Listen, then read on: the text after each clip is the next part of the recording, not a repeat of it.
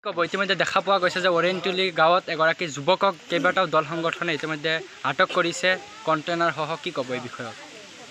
নহয়, আজি তোমাৰ ড্ৰাগছৰ সংক্ৰান্তত আমাৰ ৰাইজ যেনেকৈ এই অঞ্চলৰ ৰাইজ যেনেকৈ সজাগতা কৰিছে, বিভিন্ন দল সংগঠনে এইটো প্ৰতিবাদ কৰি আছে।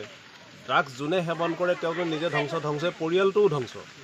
গতিকে এইটো ইতিমধ্যে পুলিচ নিমন্ত্ৰণ কৰিব, পুলিচক মতা হৈছে। পুলিচে আহি ধৰক, কিন্তু পুলিচে এই বিষয়টো মানে গাপ দি ৰাখিব নালাগে, ইয়াক সূত্ৰখিনি উলিয়াব লাগে। আৰু এই ভাইটিজনে যি ড্ৰাগছ সেৱন কৰিছে তেওঁলোকতো তেওঁ মানে ড্ৰাগছ খোৱাটো বন্ধ কৰিব লাগে। ড্ৰাগছে তেওঁক নিজকে ক্ষতি কৰিব, নিজৰ পৰিয়ালটোক ক্ষতি কৰিব, নিজৰ অঞ্চলটোক ক্ষতি কৰিব, সমাজটোক ক্ষতি কৰিব।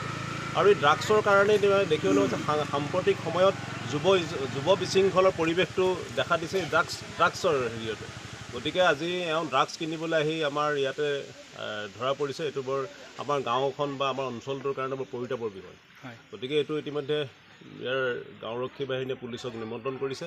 আমাৰ পুলিচলৈ আহ্বান, পুলিচৰ অসম চৰকাৰলৈ আহ্বান যে ড্ৰাগছৰ লগত যিসকল জড়িত ড্ৰাগছ তেওঁলোকক ধৰিব লাগে। আৰু মূল যিটো ঘাটি, সদায় পুলিচে ধৰি আছে, ড্ৰাগছ আহি আছে, ক'ৰ পৰা আহিছে? ইয়াত কিবা পুলিচৰ হাত আছে নেকি? ইয়াত কিবা আইনৰ হাত আছে নেকি? গতিকে এইটো আমাৰ সন্দেহ হৈছে। গতিকে ইয়াত উপযুক্তভাৱে ইয়াত তদন্ত হ'ব লাগে। তদন্ত হৈ ড্ৰাগছ বেপাৰটো সম্পূৰ্ণভাৱে বন্ধ কৰিব লাগে। এইটো এটা দীৰ্ঘম্যাদী চলি আছে, সমগ্ৰ অসমত চলি আছে। যুৱ শৃংখল হৈছে, নতুন প্ৰজন্মই এইটো আৰম্ভ কৰিছে। নতুন প্ৰজন্ম আৰম্ভ কৰাৰ লগে লগে নিজেও ধ্বংস হৈছে, সমাজখনকো ধ্বংস কৰিছে। গতিকে এইটো পুলিচে আইনে উচিত বিচাৰ কৰিব লাগে।